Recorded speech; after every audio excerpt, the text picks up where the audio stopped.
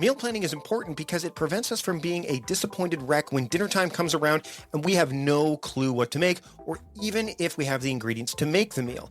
It's a time and a money saver, but most importantly, it frees up valuable brain space. Creating a meal plan prepares us for the week to come and gives us peace of mind that we're organized and can feed ourselves and our family. That's why I do it, and that's why Plan to Eat helps me do it. Your subscription includes access to the Plan to Eat website and fully featured mobile apps on iOS and Android. And Plan to Eat gives you the tools to clip and organize recipes from any website, the ones your family loves and that fit your dietary preferences and needs. And you can create a meal plan around your schedule. Then what happens is the Plan to Eat software automatically creates an organized shopping list based on your plan. So sign up for your free trial at plantoeat.com/timecrafting. That's plantoeat.com/timecrafting. The coupon will be automatically applied to your account and can be used when you're ready to subscribe. It's valid for new customers only. Give Plan to Eat a try today. This episode of the Productivityist podcast is brought to you by SaneBox. Clean up your inbox now with SaneBox. SaneBox learns what email is important to you and filters out what isn't. I use it every single day, and I'm not alone. It's going to save you from endless interruptions, so give SaneBox a try now. Listen to this episode, and you'll get a special code on how you can get a credit for your new SaneBox account. Now let's get on with the show.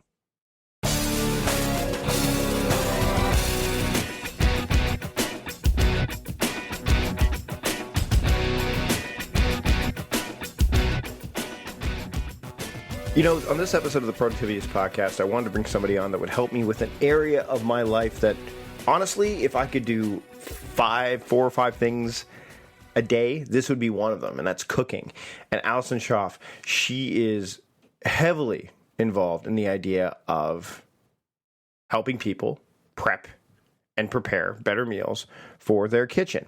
She is the founder of the meal planning website, PrepDish.com. Now, what PrepDish does is it helps people save time and enjoy healthy home-cooked meals by providing weekly prep-ahead meal plans. And if you've listened to the show before, you know that food and planning, especially when it comes to planning meals for the week for my family, is something that my wife and I do week in and week out. Allison's also founded the Austin-based personal chef company, PrepDish Personal Chef.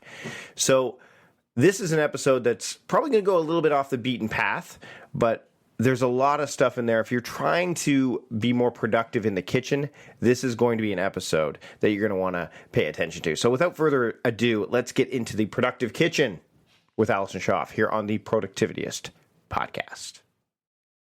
So, Allison, I am a stay-at-home parent, which means I work from my home, and there are at least 3, if not 4 days a week where I am cooking, and I need to turn the kitchen into some place that, you know, I got to walk the walk, right? Because I'm a productivityist, so I need to be able to do that. I want to talk to you today a little bit about, first off, where the idea of productivity in the kitchen. But before we dive into that, like, what got you into the what you're doing now with PrepDish and stuff like what really drove you to do that? Because I mean, for me, productivity was a passion project. Probably not. I'm not really a foodieism, or being a foodie is probably a whole other level. There's definitely a wider scale of people that are going to be experimenting with that and exploring that. But what got you into what you do now? Yeah. So the place, PrepDish is the company, and it's a meal planning website. And I came up with that the way most people, come up with products is, I sort of had a personal pain point and figured out a way to address that.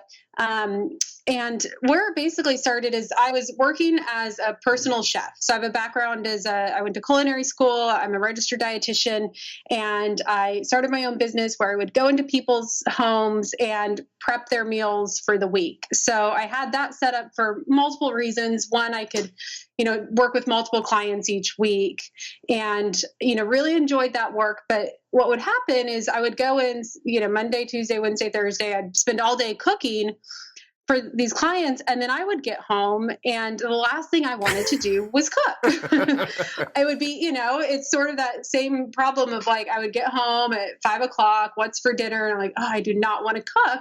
But for me as a, nutritionist, it was like, gosh, like it's so important to me, and I don't want to sacrifice on that. And I'm like, this business I'm helping other people get healthy and have these like really tasty, delicious, nutritious foods. But I kind of made a pact with myself, like I have to eat as well as my clients eat. Like there's no reason I should be like cooking better for them than I cook for myself. But I had to figure out a system to do that because waiting until 5 or 6 o'clock just wasn't working. And that's where I realized the system I created for my clients was, okay, how can I be really efficient so I can bring on more clients? Because at that point, like the way that I could grow my business was to get more efficient with what I was doing so I could bring on more clients. Because the more clients I had, the more money I made. So I really tried to figure out how can I have these healthy meals that taste good, but in the least amount of time possible. And then also, how can I do the same thing for myself? And so it kind of like got into doing that. As I'm doing all of this, I started to realize long term that going into people's homes and cooking wasn't really what I saw myself doing for the rest of my life. And I knew there had to be a way to translate what I was doing into something online. And that's where the idea of PrepDish came from, is like, okay, I've got the system. I'm using it for my clients. Now I'm using it for myself. This is really the key to healthy eating, is to have this plan and kind of get it done in advance. And so then I took a step back and thought, well, how can I write this all out for people to use? And, how can I reach thousands of people instead of, 5 to 10 people? And that's where I really started hashing out what today is PrepDish, and I did it as I was working as a personal chef, which was kind of awesome because here I was creating recipes for people and then using them in this cool new meal plan thing that I had come up with. So basically, my clients were kind of like getting all the recipe testing. So it was, it worked out pretty well to go from the in-person to the online. So yeah, through that process, I really, and each year I always look at it like, okay, here's what I'm providing for people. How can I make this more efficient? Now there's grocery delivery. How do I add that into my system to make it more efficient for people at home? Because, no one has time, but they realize they have to make time if they want to eat healthy, because you need to you really have to take ownership over your food if you want to be having healthy meals. Why don't people take as much time as they should when it comes to planning their food? I mean, one of the things that I talk about with my wife and I, we have what we call the effing meeting every week. And it's food. Yeah, it's some of the stuff is painful to talk about, which is why we call it the effing meeting. But everything starts with F. It's food, finance, and family. So we talk about the finances, and they're all really intertwined, right? How much money we have is related to what we can do as a family, as well as what food we can buy, and what food we eat relates to, if we go to a restaurant, that's going to affect our finances, and it's also, going to affect what we do as a family. So they're all kind of intertwined. We didn't incorporate the food element until we saw that we were spending a massive amount either eating out or buying processed foods. How critical, like, why don't you think people take the time to do this? And how do you get somebody to start taking the time to do this beyond obviously using like a service, beyond going into PrepDish? Like, how did you get your clients before this happened to start saying, hey, you know what, we need to take a better look at this and be more proactive when it comes to what we put inside of our bodies? Yeah, well, the first to answer your question about how I got my clients in the past, well, it was a premium service where I did everything for them. Right, so that was the easier sell. Actually, it's funny, the high-end product was the easier sell. But you can only scale so far, which is probably which is one of the reasons why you PrepDish came to be.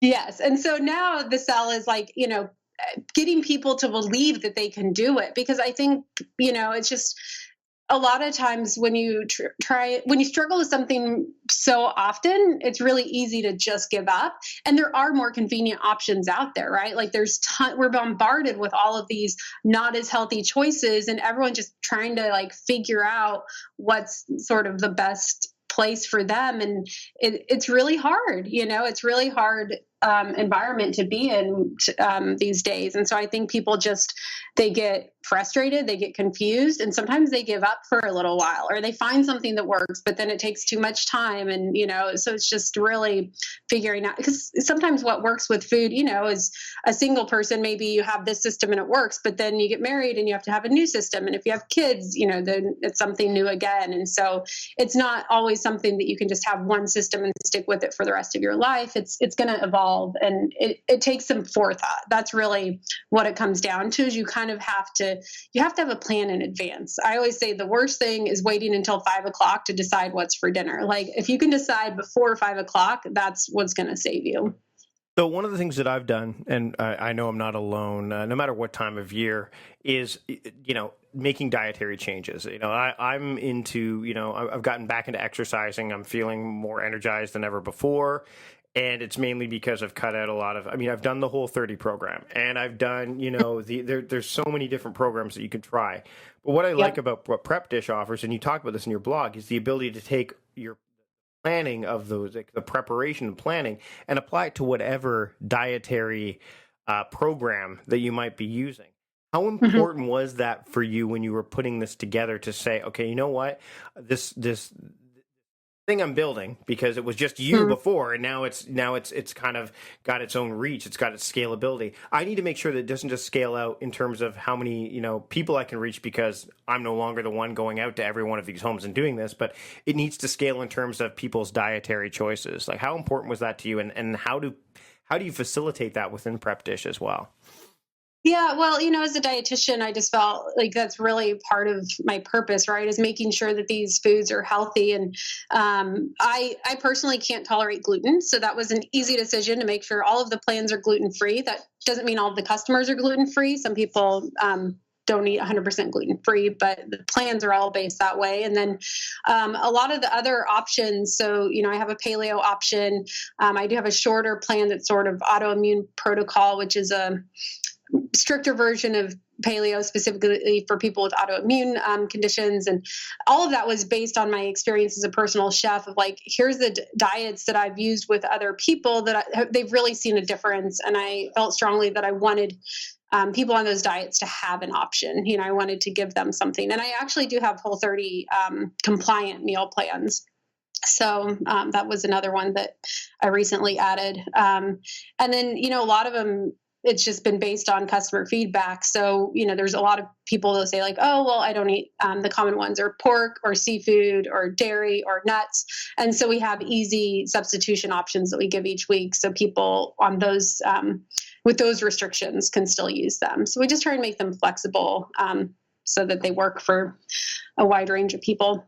So tell me how PrepDish works, because I know a lot of my audience will be at this point going onto Chrome or Safari and going, okay, I need to learn more about this. I need to, this sounds really, really cool. I want to make sure, these are all productivity minded folks, no matter where, work and in life. And I think that that's the thing that people lose sight of, is that, you could be as productive as you want at work in terms of having all that organized. But if you go home and you don't have harmony between work and life, that's a huge issue. So how does PrepDish exactly, can you give us kind of the overarching view of how it works so that people can get a sense of, okay, this is the idea of shopping once and prepping once and is appealing. How does that all play out? Yep. So each week I have a PDF for people that is what I call the meal plan. And that PDF is split up into 3 parts. So the first part is the grocery list. And that's divided by department of the grocery store. So when you go in there, you're getting in and out as fast as possible. It's like, here's all the produce, here's the meats, you're in and out really quickly. Or you can even take it a step further and submit it to a grocery delivery service like Instacart and have them do the grocery shopping for you. So just another place where you can save a little bit of time. So that's the first piece. The second piece is what I call prep day. And this is really the key to PrepDish. And that's spending some time on the weekend or maybe Monday evening doing the prep work for the week. And this is something that people can do, with or without PrepDish, is figure out what can you do in advance. So things like chopping up vegetables, throwing together a tossed salad to have as a side option, or, maybe as a lunch option, mixing together the dressing for that salad, doing a marinade. And you could even do, with some of these things, you can do a big kind of batch, like a big marinade, like a cilantro lime marinade, and then use it for steak as well as shrimp. So kind of have 2 purposes for the week. And same thing, you could do like a big crock pot, like a roast or something, and use it one night as one thing, and then a second night use it for tacos or something. Do a breakfast on Sunday. So a frittata or a thing of muffins, or, some sort of breakfast that you can then have throughout the week. But really that prep day is, like I said, the key of, okay, what can I do for an hour or 2 on Sunday that then sets me up to where when I open my fridge on Tuesday night, most of my meal's waiting for me. The marinade's there, the fish is there, the veggies are there. All I have to do is throw it in the oven for 20 minutes. And so I don't really, that third part is what I call dish day, and that's the day that you're having the meal. But that's the easiest part of the whole process, because that's where you open the fridge and it's like, okay, it's ready to go. I've set myself up for success. When I get to 5 o'clock, I'm not having to think about what's for dinner. I don't even have to pull out a knife. I'm just kind of finishing it off, and I'm not tempted to call in takeout because I've already put in all the work and I want to, enjoy this meal that I've spent time preparing. So those are the three pieces: the grocery list, the prep day, and the dish day. Let's take a step out of the kitchen for a second and talk about the sponsor of this episode of the Productivityist podcast, SaneBox. Now, SaneBox is a fantastic tool that kind of automates the filtration of your email. If you are getting overwhelmed with email, what SaneBox does is it learns what emails are important to you and which ones aren't.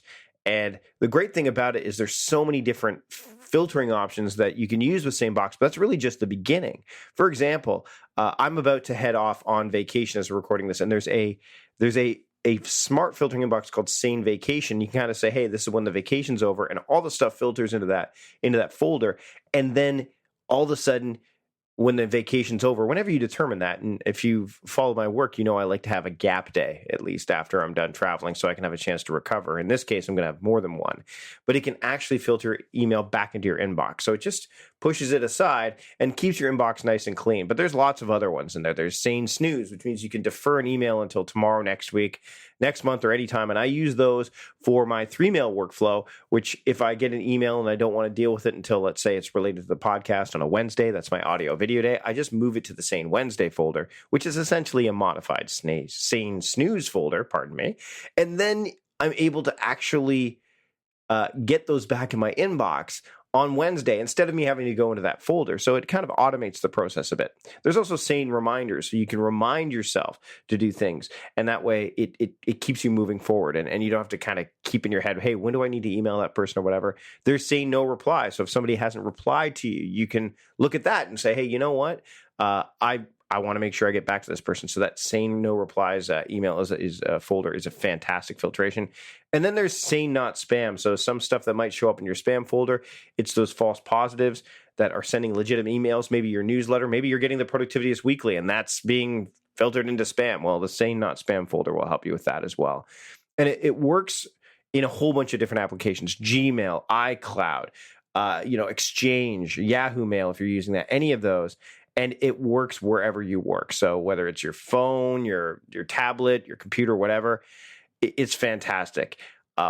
Guys like Tony Robbins are using SaneBox. Guys like David Sparks, who's a friend of mine, is using SaneBox. So why not give it a try yourself? Go to sanebox.com/Vardy and you'll get a $25 credit for your SaneBox account. There's also a 14-day free trial, so you can check that out as well.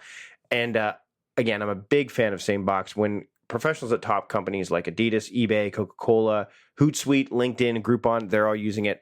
I think it's worth giving it a try as well. I'd like to thank SaneBox for sponsoring this episode of the Productivityist podcast. Give it a try. Again, go to sanebox.com/Vardy, get that $25 credit, and start adding sanity back to your email workflow today. Now let's get back to the show. Beyond the actual grocery shopping, beyond the shopping, it's obviously that you're going to have some stuff set up to make the kitchen set up for, I mean, you've heard of, I guess it's the triangle, right? With the, you want to make sure that you've got the flow of the kitchen working properly, as well as, having, and you write about this in your blog, like how to organize different aspects, whether it's the fridge or cupboards or whatnot. How much of that has to happen either in advance, or is it like an ongoing process for a lot of people? Kind of like, I guess, with productivity systems in general, they're always trying to tweaking or rearranging to make it suit their personality or what they're doing. How do you work with people on that as well? A lot of it's just kind of figuring out the system. And on prep day, I have sort of some of that's prepped out or mapped out already. So, for example, when you get into doing the prep is look at what's going to take the longest. If you're going to bake sweet potatoes, those need to go into the oven first. Like, don't bother with mixing up your salad dressing until you have the long bake items in the oven. So kind of just figuring out a timeline before you jump in, so you know what to tackle first. And then in terms of flow, one thing that I'm big on is, as you're in the kitchen, not taking unnecessary steps. So wash all your veggies at once. You don't want to be running back and forth to the sink to wash one more vegetable, just wash them all at once. And then, once you start chopping, have a little trash bowl right there, so you're not running back and forth to the trash. And these things sound like they're tiny, but after an hour or two, they really, and week after week, they really make things a lot more efficient. And then some of the other things, like I mentioned, is, making sure if you're doing a pesto sauce, do it for the salmon and then do it for the chicken as well. So you're kind of getting double duty out of some of the things. Or if you're making a big pot of soup, freeze half of it, double the recipe and freeze half. So just thinking through, if I'm going to put in the effort, how can I get the most bang for my buck there? It's interesting because when I talk to people about the methodology that I teach with productivity, I use the grocery store allegory a lot. The idea of when you make a meal plan, you're not going to shop by day of the week. You're going to shop by category of grocery. You're not going to go to the meat department 7 times, or the produce department 7 times. And the same principles seem to apply with you. It's like you're not going to, if you grab all the vegetables and wash them, and most people, like you said, it's incremental, the time that you earn back, but it adds up over time. And so you're kind of like, I'm going to be in produce washing mode, and now I'm going to go into, what's let's that future prep mode, which is like, let's get these suit, the batches that we want to have for lunches later on or what have you. Let's get those in there. So it's, even though you're working on a project, which is making this meal, you're working more, you're not working, you're the only step-by-step process you're going to follow. And even that, I find, and I don't know if this is the case, but I find that even though it lists the steps in order, step 1, step 2, step 3, sometimes you're doing step 1 and step 4 at the same time, because you're, just of the way that the recipe and the way that your modes are kind of interchanging. So I just find it like a lot of people, they'll go into the kitchen with this idea of, I'm going to go through step by step by step, and they end up washing produce 3 times. So it's really cool to be able to combine those. And I think how long does it take for somebody to kind of get into that mindset? Because that in and of itself is a huge win, but it also can take some practice and some deliberate practice at that. Oh, for sure. And I always tell people, for one, you don't have to tackle the meal plans have 4 meals, a breakfast, a salad, a snack, and a dessert, but they're numbered so that you can cross things off. You don't have to do the full week, right? Like, you can cross out some things in the beginning, and just know in the beginning it's going to take a little more time. But then once you get into it, it can be really quick. It does take a few weeks of getting used to it, and sometimes it depends how much experience someone has in the kitchen, because, a lot of my subscribers are kind of moms that have been doing this forever and it comes really naturally. But then there's others that are like, I've never cooked before, but, over time it becomes more natural to them as well. And, same thing with like making it your own and doing the substitutions. That gets really easy over time, but maybe the first week, try and follow it through without making substitutions, just to get an idea of, the setup and everything. The nice thing, I was going to say one more thing. The nice thing is once you do it a few weeks, the reward of like at 5 o'clock, not having to pull out your cutting board and pull everything out and start all over again each day, that's where the time is saved. It's like, instead of pulling things out, that 30 minutes each day, it's just like one day for an hour or two. But once you kind of have that reward, then it becomes easier to, sort of like exercise, right? Like, sometimes, I don't know if I want to go to the gym, but then afterwards you have that great feeling, and then it kind of motivates you to keep doing it. So I think it's the same thing with the meal prep. It's, maybe the first time or two, it takes a little more time, but then the reward is so great. I want to talk about tools in the kitchen.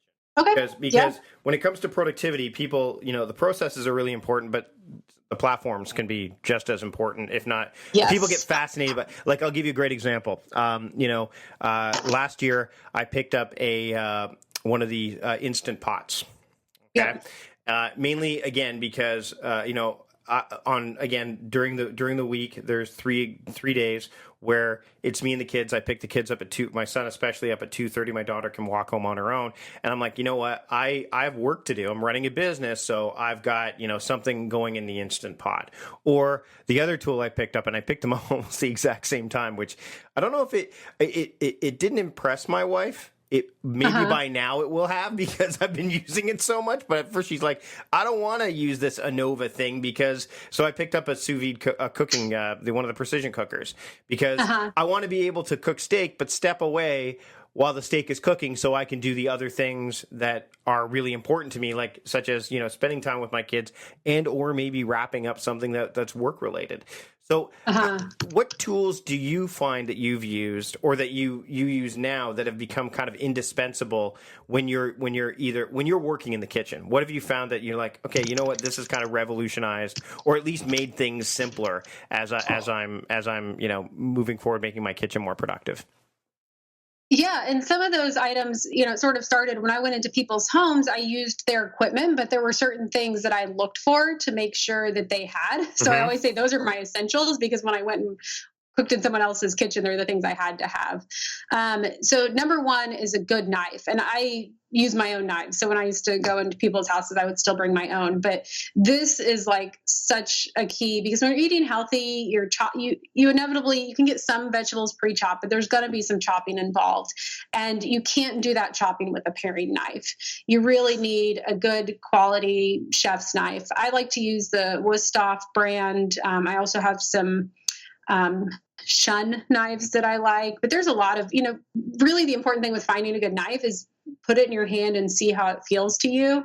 But make sure it's a decent knife. It'll pay off in the long run, but you need 1 or 2 good kitchen knives. And to go along with that, a nice big cutting board. Like if it's too small and you don't have enough surface area, you'll keep running out of space. And so you want it to be big enough that you can tackle, a little more at once.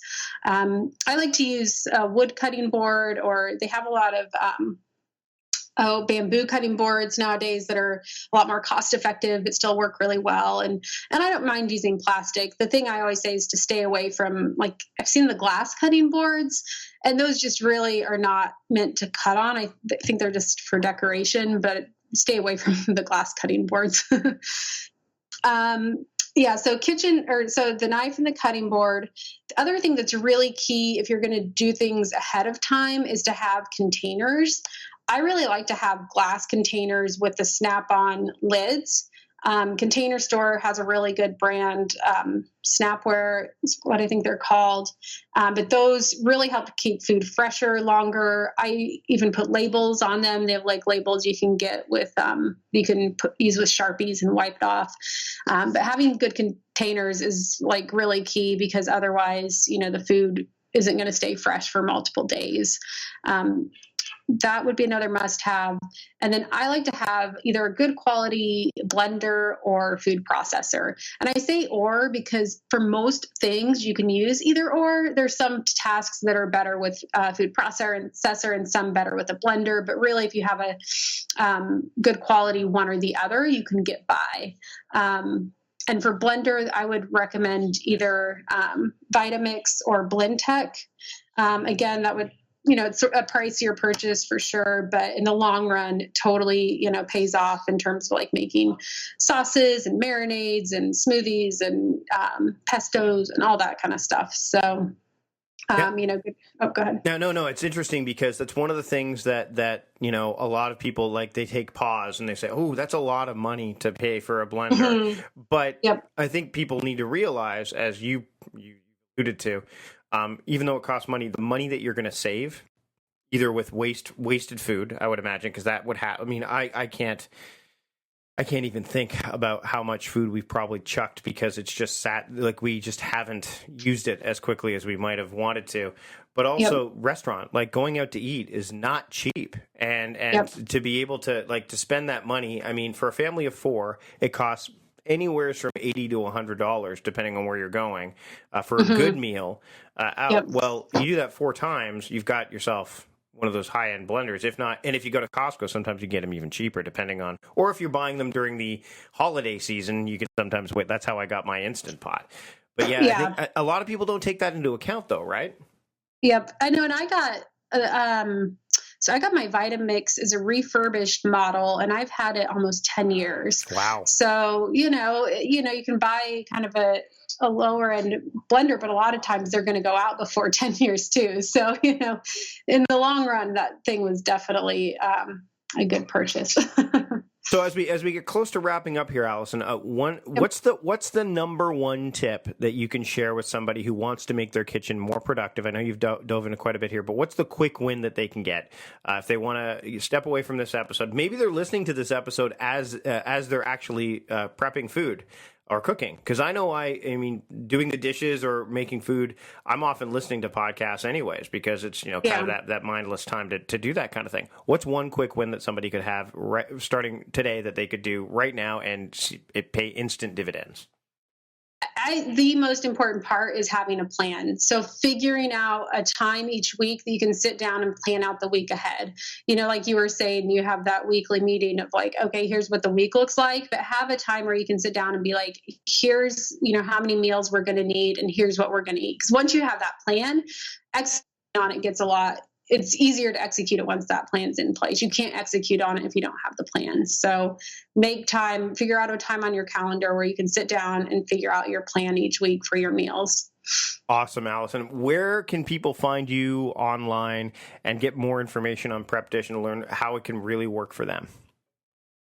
Yep. So I'm at PrepDish on social media, Instagram, Facebook, Snapchat, all the social media sites. And then I also set up a free 2-week trial. So if you go to prepdish.com/Vardy, VARDY. So that's your last name. Yep. And on there, it's there's a link to sign up for 2 weeks and give it a try for free. I always say if you want to try it, the easiest way is give it a try for 2 weeks. If it's fit, great. If not, nothing lost. So that's prepdish.com/Vardy. And I think you said you'll have the link in your show notes as well, right? Absolutely will. Thanks so much for joining me, Allison. This has been great. Now I'm hungry now. I gotta go grab something to eat. Take care. Thanks for having me. Yeah. That wraps up this week's episode of the podcast. Big thanks to Allison for joining me on the show. Again, I want to make every part of my home as productive as possible, and PrepDish helps with that. Allison's offered a lot of great tips. And if you are a Patreon supporter of the show, which means you're a patron of the podcast, there's a bonus episode that her and I did where we talk a little bit more about how she uses some of these strategies and tactics outside of the kitchen to make her life more productive in general. So if you want to become a supporter of the podcast, head over to patreon.com/productivityist, learn about all the perks and extra bonuses that you offer, that you get when you are a patron of the show.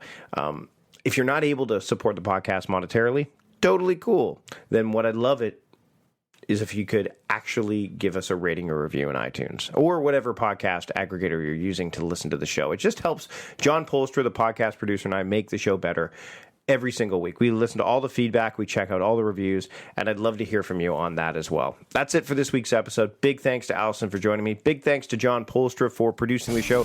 Big thanks to all of my Patreon supporters who support the show week in and week out. And thanks to all of you for joining me.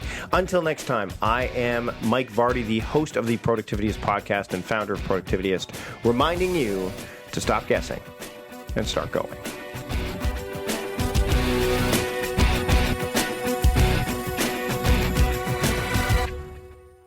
Wait 1 second. Don't go anywhere. I've got to thank SaneBox for sponsoring this week's episode of the podcast.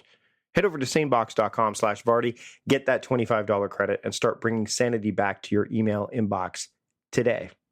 We'll see you next week.